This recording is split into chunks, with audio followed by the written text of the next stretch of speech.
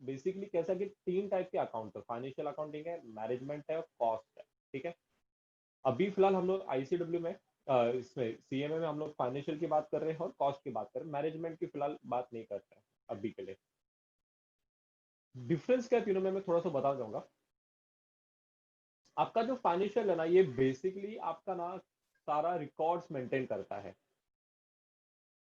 ये आपका सारे के सारे रिकॉर्ड मेंटेन करने में काम आता है। मतलब आप जो भी ट्रांजेक्शन आप अपने बिजनेस में कर रहे हो उसका रिकॉर्डिंग करते हो और उसका आप क्या करते हो, अकाउंटिंग करते हो।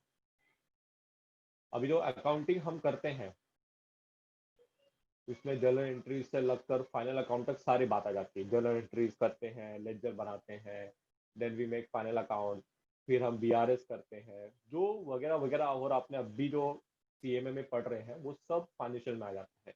तो बेसिकली ये क्या है जितना भी ट्रांजेक्शन आपने बिजनेस में किया है सबका अकाउंटिंग करना है और सबका एनालिसिस करना है। और जो फाइनेंशियल अकाउंटिंग है, स्पेशली फाइनल अकाउंट की बात करूंगा, इसमें जब लास्ट में जब बनाते हो फाइनल अकाउंट, ये फाइनल अकाउंट का पर्पस आपका क्या होता है कि ये देखना कि at the end of the year आपके कंपनी को प्रॉफिट हुआ है कि लॉस हुआ है। और आपका फाइनेंशियल स्टेटमेंट स्टेटस क्या है। फाइनेंशियल स्टेटस की बात करूँ तो मतलब आपके ऊपर लाइबिलिटी कितनी है और आपके पास एसेट कितना है। अच्छा, ये जो लास्ट का हिसाब किताब है, ये एक्चुअली एज पर दी रूल, गवर्नमेंट रूल, आपके कंपनी को, स्पेशली अगर आपकी कंपनी पब्लिक लिमिटेड है, आपको कहीं ना कहीं डिस्क्लोज करना पड़ता है। कहीं ना कहीं डिस्क्लोज करने का मतलब क्या, न्यूज़पेपर्स में, न्यूज़पेपर भी कोई एरा गैरा नहीं, जो बिजनेस न्यूज़पेपर होते हैं जैसे इकोनॉमिक टाइम्स हो गया, फिर आपके मैगजीन्स होते हैं, अगेन मैगजीन्स कौन से, बिजनेस मैगजीन्स।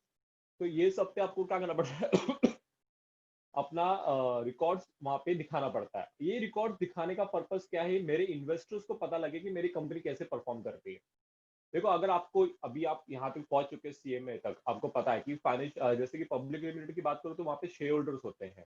मेरी कंपनी में लोग इन्वेस्टमेंट करते हैं। अच्छा, मेरी कंपनी में क्यों कोई इन्वेस्टमेंट करेगा, जब मेरी कंपनी कुछ प्रॉफिट या फिर कुछ पॉजिटिव रिस्पॉन्स दिखाएगी तो ही मेरी कंपनी में इन्वेस्टमेंट करोगे ना। आपको पता है कि मेरी मेरी कंपनी में आज के डेट में अगर इन्वेस्टमेंट किया तो अभी नहीं तो नियर फ्यूचर में सही, कहीं ना कहीं मुझे अच्छी रिटर्न्स मिलने के चांसेस है, तो ही आप मेरी कंपनी में इन्वेस्ट करोगे। अच्छा, वो कैसे मालूम पड़ेगा, जब मैं अपनी कंपनी का लॉस, प्रॉफिट लॉस लास्ट 4 साल का, 5 साल का बता रहा हूँ, मैं अपनी कंपनी की बैलेंस शीट आपको दिखा रहा हूँ कि आप मेरे बैलेंस शीट देखोगे और समझोगे भाई हाँ इसमें कितना लाइबिलिटी है, कितना एसेट्स है, ये सब आप कैलकुलेशन करके तो ही आप इन्वेस्ट करोगे। दूसरी चीज, गवर्नमेंट को भी पता लगना चाहिए। तीसरा, जो आपके क्रेडिटर्स है जिसको आप पेमेंट करने वाले उनको भी आपका स्टेटस पता होना चाहिए। अब तो बोलो सर जिसने लोन लिया उसको क्या करने का मेरे स्टेटस है, उसको ये पता होना चाहिए कि कहीं आपकी कंपनी डूब तो नहीं रही है आप अच्छे प्रॉफिट पे ही जा रहे हो ना, मतलब मेरे पैसे मुझे वापस मिलेंगे ना। ऐसा तो नहीं हो रहा आपकी कंपनी डूब रही हो, मेरे पैसे नहीं मिलने वाले। तो मुझे एज ए, मैंने अगर आपकी कंपनी को लोन दिया तो मुझे भी आपकी कंपनी में क्या करना है, नजर रखना है। तो फाइनेंशियल अकाउंटिंग बेसिकली वो ओवरऑल चिट्ठा बताता है कंपनी का और वो डिस्प्ले कर देते हैं हम। अगर हम अभी मैनेजमेंट की बात करें, मैनेजमेंट से नाम समझ में आता है, management accounting specifically management level के लिए है। देखो, जब भी हम बात करते हैं इसकी जॉइंट स्टॉक कंपनी की, पब्लिक लिमिटेड की बात करते हैं, आपको पता है कि ओनरशिप अलग होती है और मैनेजमेंट अलग होता है। जो ओनरशिप होती है उसको शेयर होल्डर्स बोलते हैं और जो मैनेजमेंट होता है उसको बोर्ड ऑफ डायरेक्टर्स बोलते हैं। ठीक है ना अभी शेयर होल्डर्स का काम सिर्फ इतना ही है कि इन्वेस्टमेंट करना और देखना है कि कंपनी का अच्छा प्रॉफिट हो रहा है कि नहीं हो रहा है, अच्छे रिटर्न्स मिलने के चांसेस है कि नहीं, बस। बट बोर्ड ऑफ डायरेक्टर्स को क्या करना है, कंपनी चलानी, उसको मैनेज करना है। तो जो भी हम यहाँ पे मैनेजमेंट अकाउंटिंग में जो काम करेंगे, जिस तरीके से हम फॉर्मेट बनाएंगे, वो स्पेसिफिकली मैनेजमेंट लेवल के लिए रहेगा। मतलब मैनेजमेंट लेवल के लोग उसको देखेंगे और उनको ट्रू पिक्चर मालूम पड़ेगी एग्जैक्टली क्या है कंपनी का स्टेटस। हाँ, अभी फाइनेंशियल अकाउंटिंग में थोड़ा बहुत ऊपर नीचे होता है, वो मैं बाद में बताऊंगा। बट मैनेजमेंट अकाउंटिंग का एक्चुअली ट्रू पिक्चर दिखानी पड़ती है सो दैट मैनेजमेंट वालों को पता लगे कि एग्जैक्टली क्या स्टोरी है। अकाउंटिंग हम बात जो हमारा अभी सब्जेक्ट है नाम से समझ में आता है, something related to cost. Cost को हम यहाँ पे ओवरहेड भी बोल सकते हैं, एक्सपेंसेस भी बोलते हैं। बट हम कॉस्ट की दुनिया में हम इसको ओवरहेड करके टर्म यूज करते हैं। खर्चे को हम ओवरहेड बोलते हैं, मेरे सर पे खर्चा, ओवरहेड। अब कॉस्ट की बात करेंगे तो अभी बोले सर कॉस्ट में इतना क्या बोलने लायक है। कॉस्ट में बहुत कुछ बोलने लायक है। मैं एक एग्जांपल लेना चाहूंगा। समझो एक प्रोडक्ट है, जैसे कि मैं एक पेन बना रहा हूँ, उस पेन का मेरा कॉस्ट प्राइस है 10 रुपया, और मैं उस पे 2 रुपए का प्रॉफिट ले रहा हूँ अभी के लिए, और मैं उसको मार्केट में बेच रहा हूँ 12 रुपीज पर पेन। ठीक है, ये 12 रुपीज मेरा पर पेन की बात कर रहा हूँ, पर पेन के हिसाब से जा रहा है। आप समझो, मुझे चाहिए कि ये जो 2 रुपया मेरा प्रॉफिट आ रहा है ये बढ़ना चाहिए, ये 2 रुपए का 3 रुपया प्रॉफिट होना चाहिए। तो आप बोलोगे सर सिंपल सी बात है, 2 रुपए का 3 रुपया प्रॉफिट करना, तो ये लो 3 रुपया हो गया प्रॉफिट। तो मतलब आपका पेन का प्राइस कितना हो गया, 13 रुपया हो गया। अच्छा, पेन का प्राइस 12 रुपया था, अब पेन का प्राइस हो गया 13 रुपया। आपको नहीं लगता कुछ इससे मेरे डिमांड पे इफेक्ट होएगा? इससे मेरे डिमांड पे क्या इफेक्ट आएगा, डिमांड मेरा क्या हो जाएगा, कम हो जाएगा। अच्छा जैसे कि आजकल का जनरेशन में आपको पता है कि आपको 2 रुपए वाला पेन भी मिलता है, वो यूज एंड थ्रो वाला बोलते हैं उसको पेन। आपने दुकान पे गए, 2 रुपए वाला पेन खरीदा और यूज करके उसको फेंक दिया, क्योंकि ये 2 रुपीज पेन में आप रिफिल नहीं कर सकते, ना इंक भर सकते हो वगैरह कुछ नहीं, बस एक ही बार यूज कर सकते हो। अब समझो मेरी कंपनी भी है जो 2 रुपए वाला पेन बनाती है, अब मुझे प्रॉफिट चाहिए, तो मैंने प्रॉफिट के लालच में क्या कर दिया, मेरे ही पेन को 2 रुपए वाला था 3 रुपए में कर दिया, बट बाकी प्रोडक्ट तो 2 रुपए में बिक रहे हैं। मतलब आप जब विराज या आदित्य या हर्षल कोई भी अगर दुकान पे जाता है, दुकान पे वो ब्रांड नेम नहीं बोलेगा, रंजीत कंपनी का पेन चाहिए। यहाँ पे 2 रुपए के लिए कोई लॉयल नहीं है पेन को। अरे आप जाके क्या बोलोगे दुकानदार को, सर 2 रुपए वाला पेन देना। दुकानदार बोले अरे बाबा देखो ये दूसरा पेन है 3 रुपए का है, तो बोले सर क्या फर्क है दोनों में? वो बोलेगा फर्क तो कुछ नहीं है, तो मैं क्यों 1 रुपया एक्स्ट्रा दूं? इट्स नॉट अबाउट कि 1 रुपया बहुत बड़ी बात नहीं है, बट जब वही प्रोडक्ट मुझे 2 रुपए में मिल रहा है, Y I should pay 1 rupees extra? तो डेफिनेटली भले वो 1 रुपए की बात हो या कितने की बात हो, मैं एक्स्ट्रा क्यों दूं जब मेरे को वही क्वालिटी उस प्राइस में मिल रही है? तो मैंने प्रॉफिट के लालच में प्रॉफिट 1 रुपया बढ़ा दिया, सेलिंग प्राइस 1 रुपया बढ़ा दिया, लेकिन मेरा डिमांड जो है वो कम हो गया। अभी कितना कम हुआ वो डिपेंड करेगा प्रोडक्ट कैसा है। जैसे 2 रुपए के पेन में ड्रास्टिकली कम हो जाएगा, 2 रुपए का पेन से 3 रुपए का पेन करोगे तो ड्रास्टिकली चेंज हो जाएगा। हाँ, बट कुछ बॉल पेन से जो 15 रुपए के 20 रुपए के आते हैं तो अच्छे क्वालिटी के होते हैं थोड़े, अगर वो 20 रुपए का 21 रुपया कर दे तो शायद डिमांड पे इतना फर्क नहीं आएगा। बट डेफिनेटली 2 रुपए बहुत चीप पेन है, उस पर तो फर्क आने आना है। बट मुझे अभी भी प्रॉफिट चाहिए 3 रुपया, प्रॉफिट मुझे अभी भी 3 रुपया चाहिए, बट मैं सेलिंग प्राइस अपना 12 रुपए से बढ़ा नहीं सकता। हम लोग कॉस्ट को कम करेंगे फिर। हाँ, तो मतलब यहाँ पे मैं क्या करूंगा, अपना कॉस्ट है, मुझे कॉस्ट 1 रुपए से रिड्यूस करना पड़ेगा, या फिर जितने से पॉसिबल उतने से रिड्यूस करना पड़ेगा। लेकिन बच्चा लोग ये कॉस्ट को रिड्यूस करना खाने का काम नहीं है। मतलब मेरा आज बेटा कल से 1 रुपया कम कर दो, नहीं। हमको देखो, आपके सामने जब क्वेश्चन आता है किसी भी चैप्टर का, किसी भी सब्जेक्ट का आपके सामने क्वेश्चन आता है, आप क्वेश्चन को एनालिसिस करते हो। आप क्वेश्चन देख के फटाफट आंसर, आप क्वेश्चन के बारे में सोचते हो, अच्छा हाँ ये क्वेश्चन ऐसा ना, हाँ इसका आंसर ऐसा हो सकता है। वो भले बहुत मिन्यूट सेकंड्स में होता है आपके दिमाग में, लेकिन आपका दिमाग कैलकुलेशन करता है बिफोर गिविंग आंसर। अगर मैं आपको कोई क्वेश्चन ऑन द स्पॉट पूछ रहा हूँ तो आप भी थोड़ा प्रोसेस करोगे, फिर ही आप आंसर दोगे। ऐसा नहीं बिना सोचे समझे कुछ भी बोलोगे। मैं पूछ रहा हूँ व्हाट इज योर नेम, आप अपना कॉलेज का नाम बता रहे हो, मैं आपको कॉलेज का नाम पूछ रहा हूँ, अपना फोन नंबर बता रहे हो, ऐसा तो नहीं होता है। ऑब्वियसली दिमाग में कहीं ना कहीं प्रोसेस होता है। तो मेरे सामने प्रॉब्लम है तो प्रॉब्लम का सोल्यूशन देना है, तो सोल्यूशन इज नॉट कि मैंने इमीडिएटली दे दिया, मुझे उसके बारे में थोड़ा रिसर्च करना पड़ेगा। तो मेरे को यहाँ पे देखो क्या बोलते हैं उसको, मोनोपोली बोलते हैं, कॉम्पिटेटिव मार्केट है, one is a monopoly market. तो ऑब्वियसली आज हम जो रह रहे, ये मोनोपोली मार्केट नहीं है, ये कॉम्पिटेटिव मार्केट है। कंपटीशन बहुत चल रहा है, जैसे कि सॉरी, जैसे कि आपको अगर पता है कि अगर वोडाफोन यूज करते हो तो वोडाफोन में रेड एक्स प्लान आता है। ये थोड़ा आउट ऑफ बॉक्स बात बता रहा हूँ, लेकिन कंपटीशन की बात कर रहा हूँ मैं। वो रेड एक्स प्लान में आपको हॉटस्टार मिलता है, फिर 1 महीने का आपको ये फ्री मिलता है, क्या बोलते हैं उसको, नेटफ्लिक्स फ्री मिलता है। अब यही चीज एयरटेल ने भी इंट्रोड्यूस कर दिया था, अब यही चीज जियो में भी आ गया है। मतलब उसी आप जो प्लान खरीद रहे हो उसी प्लान में आपको फोन यूज करने मिलेगा, प्लस आपको ये एक्स्ट्रा चीजें मिलेगी। अभी मैं कल क्या परसों गया था, मेरे क्लास का, अपने क्लासेस का फोन है, एयरटेल नंबर है, तो उसका बिल थोड़ा ज्यादा आ रहा था, तो मैं उनके पास क्या बोला कि भाई मुझे प्रीपेड करना, बिल बहुत जा रहा है। तो ऑब्वियसली अभी कंपटीशन जा रहा है, उनको पता गई एयरटेल से कहीं और शिफ्ट हो गया, प्रीपेड करने के बाद फिर उनका नुकसान है। तो उन्होंने मुझे एयरटेल पे बिलिंग पे ही रखने के लिए उन्होंने क्या किया, उसी बिल पेमेंट में मुझे एक नंबर और दे दिया। मतलब आप उसी अमाउंट में 2 फोन यूज कर सकते हो, 1 रुपया एक्स्ट्रा पेमेंट नहीं आएगा। वो इतना ही नहीं, मुझे एयरटेल का वो एयरटेल डिजिटल, वो टाटा स्काई कैसा होता है वैसे एयरटेल का भी आता है, टाटा टीवी कुछ, तो वो भी मुझे फ्री ऑफ कॉस्ट प्रोवाइड कर रहे हैं। तो मतलब कंपटीशन इतना जा रहा है, मतलब कस्टमर में लूज नहीं कर सकता हूँ। तो तो obviously we are not in the monopoly market, we are in the competitive market. तो ऐसे सिचुएशन में सेलिंग प्राइस बढ़ाना बहुत बड़ा रिस्की है। अनटिल एंड अनलेस गवर्नमेंट के कुछ टैक्सेशन में या गवर्नमेंट के पॉलिसी में कुछ चेंजेस ना हो, तो तब तक मैं कॉस्ट नहीं बढ़ाऊंगा, मैं अपना कॉस्ट कम का कम ही रखूंगा। या तो मेरे प्रोडक्ट का ब्रांड वैल्यू नहीं है, जैसे कि एप्पल, अभी मैं थोड़ा एप्पल का ही वीडियोस देख रहा था, एप्पल का जो प्राइस एक्चुअली, अभी मैं एप्पल का मैकबुक प्रो देख रहा था, जो मैकबुक प्रो 2020 का नया लॉन्च हुआ है, उसका जो सबसे लोवेस्ट वर्जन है, सबसे लोवेस्ट वर्जन जो है मैकबुक प्रो का, वो 1,22,000 का है। मैं देखकर शॉक हो गया, मतलब जो उसका सबसे नीचे वाला वर्जन है, उसका ही प्राइस 1,22,000 का है।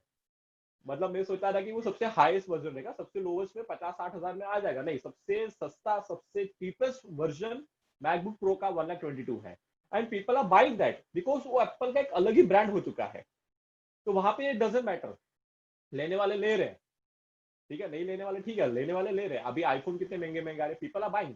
तो वहां पे कॉस्ट का doesn't matter because they know we have created such a brand value, such a goodwill की अगर हम कॉस्ट बढ़ा भी देंगे। अभी आईफोन 10 मैंने यूज किया हुआ, आई नो, मैंने एक जमाने में जब लॉन्च हुआ तब लिया था, 1,40,000 का फोन लिया था। अब जो मैंने 1,40,000 का लिया था, that was the iPhone 10s max का सबसे अपर वर्जन लिया था। अब आईफोन 11 प्रो का ही वो मिड वर्जन आ रहा है, मतलब वो हाईएस्ट वर्जन भी नहीं आ रहा, हाईएस्ट वर्जन उससे भी ऊपर जा रहा है। ठीक है, तो वो एप्पल की स्टोरी एकदम अलग है, पर वो कुछ कंपनियां ऐसी होती है, ठीक है। अब कॉस्ट को कम करना है तो मुझे कॉस्ट समझना है, कॉस्ट समझने के लिए मुझे थोड़ा रिसर्च करना है, रिसर्च करके मैं अपने कॉस्ट को कम कर सकता हूँ। ऐसी आग बनकर मैं कॉस्ट को कम नहीं कर सकता हूँ। जैसे मैं क्लासेस का एग्जाम्पल बताऊँ, अभी आप लोग क्लासेस में आप लोग नहीं आ पाए और लॉकडाउन की वजह से आपने क्लास एंटर ही नहीं किया, बट अगर आप क्लास आओगे तो मेरे एक रूम में 3 AC है, एक क्लासरूम में 3 AC है, और लाइट फैन बहुत सारे लगे हुए हैं। अभी मैं आपको बोलूंगा, जैसे कि समझो मेरे पास अभी 4 ही बच्चे बैठे, उस बड़े रूम में 4 बच्चे बैठे हैं, और 4 बच्चों के मैं तीनों AC चला रहा हूँ। अभी आप अपने पॉइंट ऑफ व्यू से मत सुना, as student point of view से नहीं सोचा, स्टूडेंट के पॉइंट ऑफ व्यू से तो तुम कितना भी AC चालू करो, डजंट मैटर, हमें बस ठंडा लगना चाहिए। बट एज ए ओनर या फिर एज ए बिजनेसमैन, मैं कॉस्ट कम करने की अगर मैं बात करूं, तो ऑब्वियसली यार 4 बच्चों के लिए, 5 बच्चों के लिए तीनों AC चालू करना एकदम गलत है।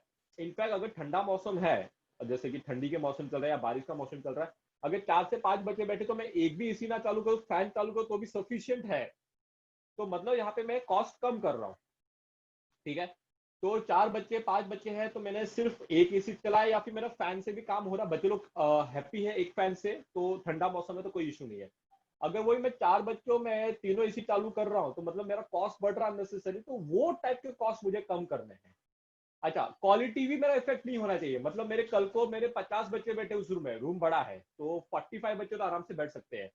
45 बच्चों में स्पेशली गर्मी का मौसम हो तो तीनों AC भी कम पड़ता है कभी कभी, क्योंकि गर्म गर्म मौसम है, 40 बच्चे 50 बच्चे बैठे हुए हैं, तो हो सकता है 3 AC भी कम पड़ जाए।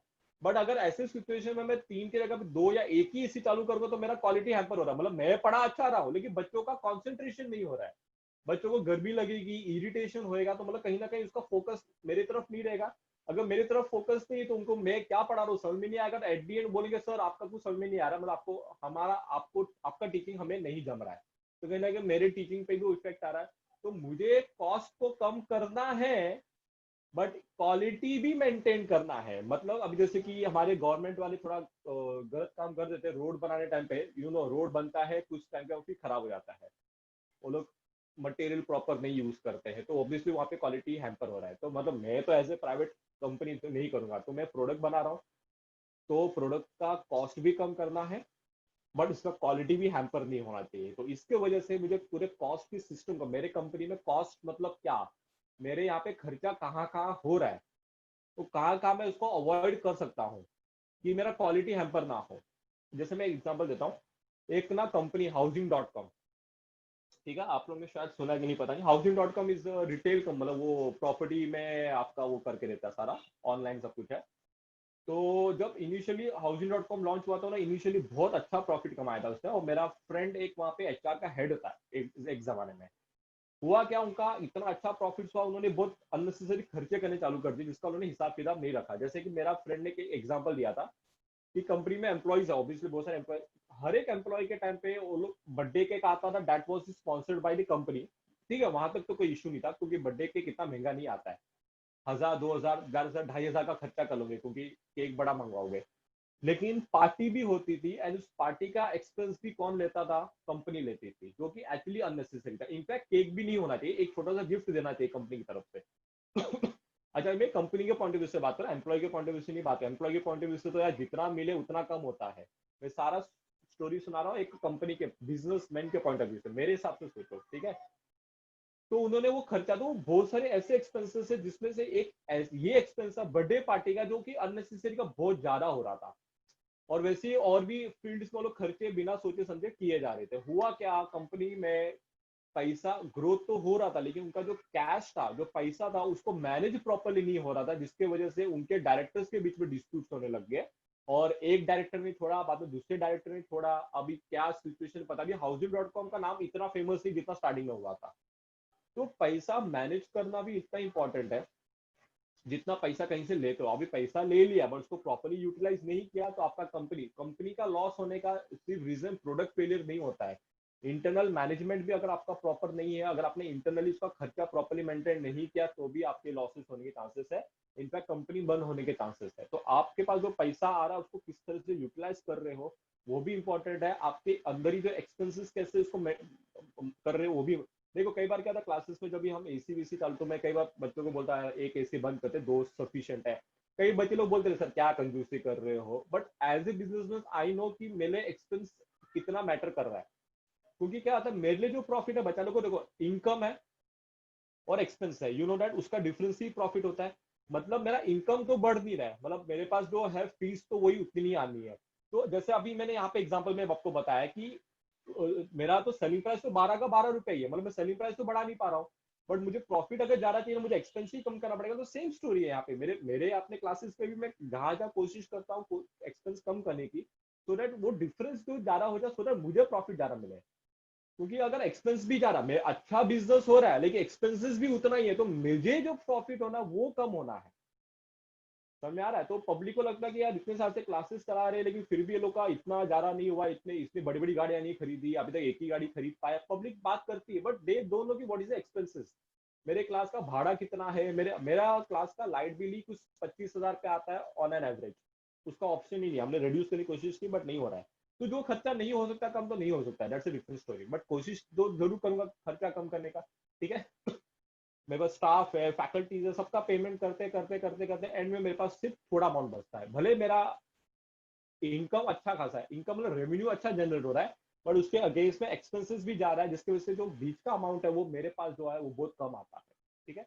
तो एज ए बिजनेसमैन मैं हमेशा चाहूंगा कि मेरा एक्सपेंसेस कम हो, सो दैट मेरा प्रॉफिट बढ़ते जाए, क्योंकि मैं अपना सेलिंग प्राइस को बढ़ा नहीं सकता हूँ।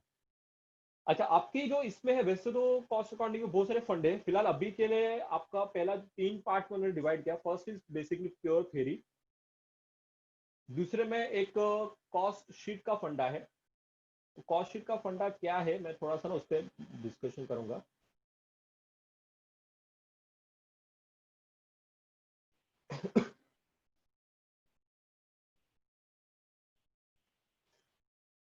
वो कॉस्ट शीट बहुत इंपॉर्टेंट है। ठीक है। मैं कॉस्ट शीट पढ़ा नहीं रहा हूँ, उसका एक बेसिक आइडिया देना चाहता हूँ अभी के लिए, वो बाद में हम पढ़ेंगे। अब देखो, एक होता है फाइनेंशियल अकाउंटिंग। अब मैं जब बोलूंगा फाइनेंशियल अकाउंटिंग की बात करूंगा, तो मैं बात करूंगा फाइनल अकाउंट की, मैं फाइनल अकाउंट की बात कर रहा हूँ। अभी फाइनल अकाउंट में क्या होता है, हमारे 3 अकाउंट बनते हैं। पहला बनता है ट्रेडिंग अकाउंट, दूसरा बनता है आपका PNL account, and third is a balance sheet. That is not account, that is एक शीट है, बैलेंस शीट। ठीक है, ये 3 चीजें आपकी बनती है। अब देखो, समझो कंपनी 2 प्रोडक्ट बना रही है, जैसे कि मेरा कंपनी बना रहा है पेन बना रहा है, और दूसरा प्रोडक्ट बना रहा है marker. These are 2 products are made by my company. अभी आप जब फाइनल अकाउंट देखोगे, कभी भी आपको याद रहेगा, अभी तक आपने कभी भी फाइनल अकाउंट में 2 प्रोडक्ट का नहीं किया, ऐसा कोई प्रोडक्ट वाइज फाइनल अकाउंट नहीं किया है। दैट मीन जो फाइनल अकाउंट है पूरा पूरा पिक्चर देगा, मतलब पेन और मार्कर मिला के कितना खर्चा है, पेन और मार्कर मिला के कितना सेल्स है, मतलब ओवरऑल पिक्चर देता है। अब समझो, समझो जब मैंने नया नया लॉन्च किया पेन और मार्कर, पहला दूसरा साल ही हुआ है, ज्यादा टाइम नहीं हुआ है।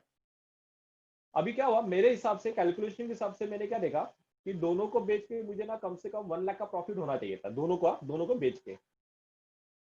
बट मैंने क्या देखा, मुझे सिर्फ 40,000 का प्रॉफिट हो रहा है, मतलब कहीं ना कहीं कुछ तो गड़बड़ है, कहीं ना कहीं कुछ तो गड़बड़ है। अब वो गड़बड़ मुझे फाइनल अकाउंट नहीं देगा, बता पाएगा एक्चुअली में, ठीक है। डिटेल डिटेल में वो नहीं बता पाएगा।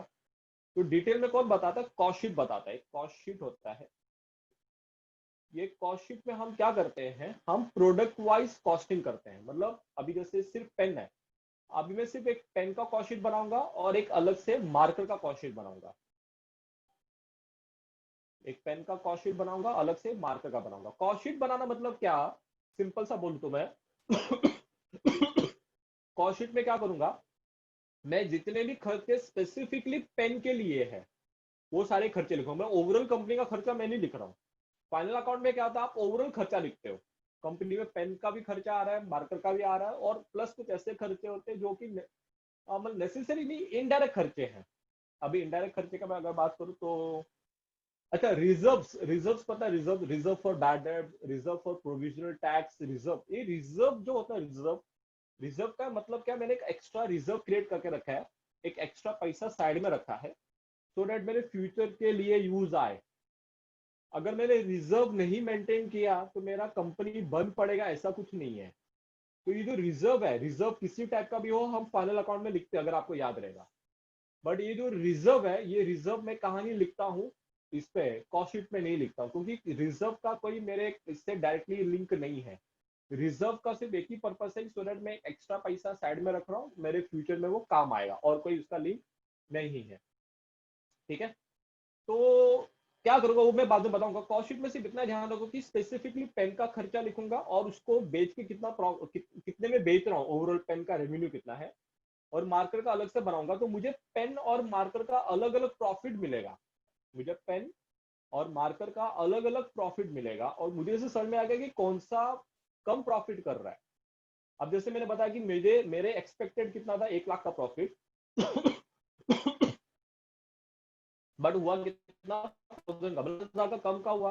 तो मैंने ऐसा देखा कि ये जो है पेन,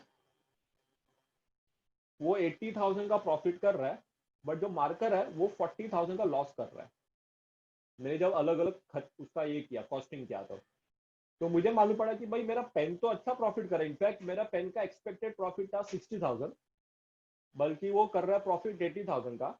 और मार्कर का मेरा एक्चुअली 40,000 का प्रॉफिट का एक्सपेक्टेड था, बट 40,000 का लॉस कर रहा है। मतलब मेरा मार्कर कहीं ना कहीं गड़बड़ कर रहा है। अब इससे क्या होगा, फायदा ये है कि जब मुझे मालूम पड़ेगा कि मेरे कौन से प्रोडक्ट में प्रॉब्लम है, पेन में या मार्कर में, जो मुझे कहाँ नहीं मालूम पड़ता है, फाइनल अकाउंट में नहीं मालूम पड़ता है, ठीक है। तो अब मैं क्या करूंगा, या तो मार्कर बंद करूंगा, एक ऑप्शन तो ये प्रोडक्ट ही बंद कर दो, या तो फिर ये फाइंड आउट करूंगा कि मेरा मार्कर क्यों नहीं बिक रहा है। जो करंट मार्कर मिल रहे हैं मार्केट से, उससे मेरे मार्कर में क्या डिफरेंस है जो कि लोग नहीं खरीद रहे। तो उस पर रिसर्च करूंगा। अगर जो मुझे लगता है कि नहीं, जो फॉल्ट है वो ठीक हो सकता है, तो मैं मार्कर बना के बेच दूंगा। अगर लग रहा नहीं है तो मैं मार्कर को बंद कर दूंगा। तो कहने का मतलब क्या कि स्टोरी है कि जब मैंने उसका इंडिविजुअली कॉस्टिंग किया, तो एनालिसिस करके मुझे मालूम पड़ा कि एग्जैक्टली प्रॉब्लम कहाँ पे है, पेन में कि मार्कर में है। तो मैंने क्या देखा, मेरा पेन में कोई प्रॉब्लम नहीं, पेन अच्छा सुपर प्रॉफिट कर रहा है, उल्टा 60,000 का सोचा था 80,000 का प्रॉफिट कर रहा है। ऑन दी अदर है मार्कर 40,000 का लॉस कर रहा है, ठीक है। तो ये स्टोरी आपको किससे मालूम पड़ती है? कॉस्ट शीट से मालूम पड़ती है। ऐसी बहुत सारी स्टोरीज आपको कॉस्ट शीट से और वगैरह वगैरह से मालूम पड़ती है, ठीक है। वो सब हम बाद में करेंगे। बस ये मेरा कहने का मतलब कि कॉस्ट अकाउंटिंग का फंडा क्या है, वो बेसिकली हम क्यों कर रहे हैं, समझाया है। It's amount of resource given up in exchange of some goods and services, the resource given up for express in monetary terms. मतलब क्या, जो मैंने खरीदा है, जो गुड्स या सर्विसेज में ले रहा हूँ, और उसके बदले जो अमाउंट पे रख, वही मेरा खर्चा है। जैसे कि मैंने प्रोडक्ट बनाने के लिए, जैसे पेन और मार्कर का मैंने एग्जांपल लिया था, पेन और मार्कर बनाने के लिए मुझे क्या चाहिए, मुझे प्लास्टिक चाहिए। तो जो अमाउंट मैंने वो प्लास्टिक के लिए पे किया है, वही मेरा खर्चा है, उसी को हम कॉस्ट बोलते हैं, ठीक है। वही यहाँ पे उन्होंने समझाने की कोशिश की है। Meaning of cost accounting. Cost accounting is the classifying, recording, and appropriate allocation of expenditure for the determination of the, देखो मैं जो अभी बता रहा हूँ वही चीज और बोल रहे हैं। मैं क्या कर रहा हूँ, कॉस्ट शीट जैसे मैं एग्जांपल लिया, कॉस्ट शीट में हम क्या करेंगे, हम एक प्रोडक्ट वाइज जाएंगे, सिर्फ एक प्रोडक्ट का खर्चा कितना किया इस प्रोडक्ट के लिए, और उस प्रोडक्ट को हमने बेचा कितने में, उससे मुझे उस प्रोडक्ट का ही प्रॉफिट मिलेगा। फाइनल अकाउंट में वापस रिपीट करता हूँ, फाइनल अकाउंट में क्या होता है, हमें ओवरऑल पिक्चर मिलती है। उसमें मैं एक प्रोडक्ट का नहीं मैं हिसाब लगा सकता, ठीक है। तो यहाँ पे उन्होंने यही बोला है कि कॉस्ट अकाउंटिंग इजी क्लासीफाई, हम कॉस्ट को क्लासीफाई करते हैं। अभी कॉस्ट को क्लासीफाई करना मतलब क्या बचा लो, मैं ऐसा एग्जांपल लेता हूँ, समझो आपके घर पे पार्टी है, आप एक पार्टी रख रहे हो, ऑब्वियसली आप अपने रिलेटिव्स को, फ्रेंड्स को बुलाओगे। आप कभी भी हिसाब लगाओगे ना, आपके दिमाग में तो आपके सबसे क्लोज फ्रेंड से पहले वही दिमाग में आते हैं, वो इमीडिएटली आ जाता है। आपके 6-7 रहेंगे जिसके साथ आप आना जाना बहुत रेगुलर रहता है, कॉलेज फ्रेंड, कॉलेज के या क्लासेस के जो भी रहेंगे, तो जब आप लिस्ट बनाते हो ना, आप इमीडिएटली पहले उनका नाम लिख देते हो, वो दिमाग में फटक से आता है। फिर थोड़े और दूर के, फिर लास्ट में आप सोचते हो कोई रह तो नहीं गया, कोई ऐसा फ्रेंड जिससे मैं भले कांटेक्ट में कम हूं बट मेरे लिए इंपॉर्टेंट है, उसका आना जरूरी है। तो लास्ट में थोड़ा जोर लगाते हैं और सोचते हैं। तो मतलब आपने लिस्ट कैसे बनाए, जो आपके एकदम करीबी दोस्त है, फिर थोड़े दूर वाले, फिर एकदम दूर वाले जिनको बुलाना है बट ज्यादा कांटेक्ट में नहीं है। तो आप खर्चे को भी ना एक एक प्रॉपरली लिखते हो लाइन में, ऐसा नहीं रैंडमली कोई भी खर्चा किधर लग दिया। अगर मैं फाइनल अकाउंट की बात करूँ तो फाइनल अकाउंट में आप लाइबिलिटी साइड पे बात करूँ तो पहले आता है आपका शेयर कैपिटल आता है, फिर लॉन्ग टर्म लोन आते हैं, फिर करंट लाइबिलिटी आती है, ये उसका फॉर्मेट है एक्चुअली में। और वैसे एसेट साइड की बात करूँ तो पहले आता है आपका फिक्स एसेट, फिर आता है करंट एसेट, फिर आता है fictitious asset. This is the format of the balance sheet. वैसे ये जो कॉस्ट अकाउंटिंग है, जो उसमें कॉस्ट शीट बनाएंगे, कॉस्ट शीट का भी फॉर्मेट रहेगा। पहले कौन से एक्सपेंसेस, फिर कौन से एक्सपेंसेस, फिर कौन से एक्सपेंसेस, उसको प्रॉपरली क्लासिफाई करेंगे, ऐसा रैंडमली हम नहीं लिखेंगे। ठीक है, प्रॉपर एलोकेशन सर करेंगे। अलग अलग प्रोडक्ट की अलग अलग कॉस्ट शीट होगी? हाँ, अलग अलग प्रोडक्ट का अलग, मतलब कॉस्ट शीट का मतलब ये क्या है कि आपका प्रोडक्ट वाइज कॉस्टिंग होता है, कॉस्ट शीट का पर्पस ही प्रोडक्ट वाइज होता है।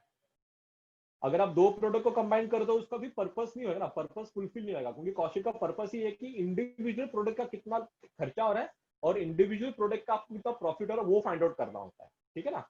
हाँ, ये हो सकता है कि फॉर्मेट के हिसाब से बात करो, आपके पास तीन तीन प्रोडक्ट है ना, तो फॉर्मेट एक ही फॉर्मेट में लिखोगे नहीं, अमाउंट अलग अलग लिखोगे, वो मैं बताऊंगा बाद में। लेकिन कॉस्ट शीट का मेन ऑब्जेक्टिव, कॉस्ट शीट बनाने का मेन पर्पस ही ये है कि आपको एक इंडिविजुअल प्रोडक्ट का खर्चा जानना है बस। ठीक है। हाँ। ठीक है, ये सब आप रीड कर लेना क्या है क्या नहीं।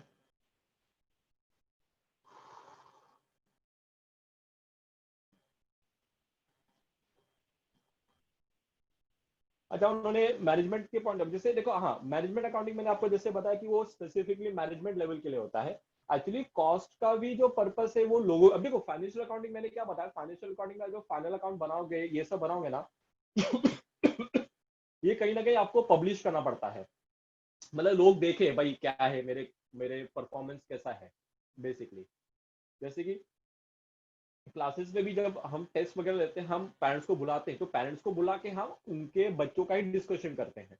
मेरे क्लासेस में कितना खर्चा हो रहा है इंटरनली, क्या कॉस्ट है, कितना एसी कंज्यूम कर रहा है, वो सब मैं नहीं उनके साथ डिस्कशन करता हूँ, उनको उससे मतलब ही नहीं है। उनको बस उन्होंने इन्वेस्टमेंट किया, मतलब अपने बच्चों पे इन्वेस्टमेंट किया, अपने बच्चों को भेजा, उनको सिर्फ अपने बच्चों से लेना देना है।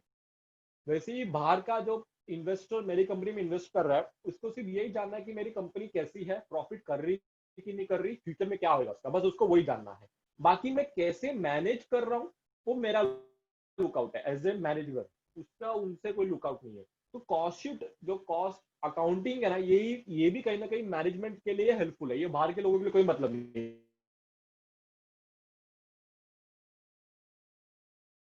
है। मैनेजमेंट को जानना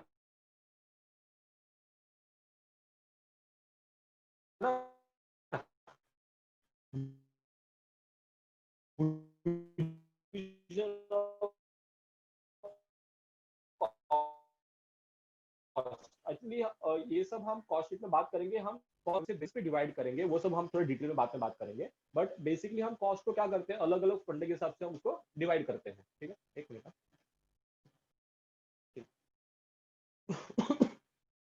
अच्छा, कंपनी में ना तीन मेन चीजें आती है, मतलब किसी भी इसमें तीन मेन चीजें आती है, मैं थोड़ा उस पर बात करना चाहूंगा।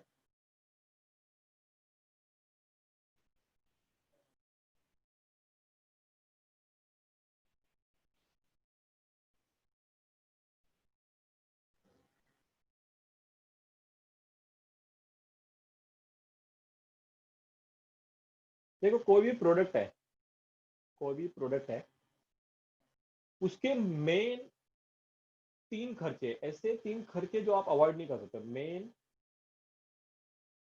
3 एक्सपेंसेस,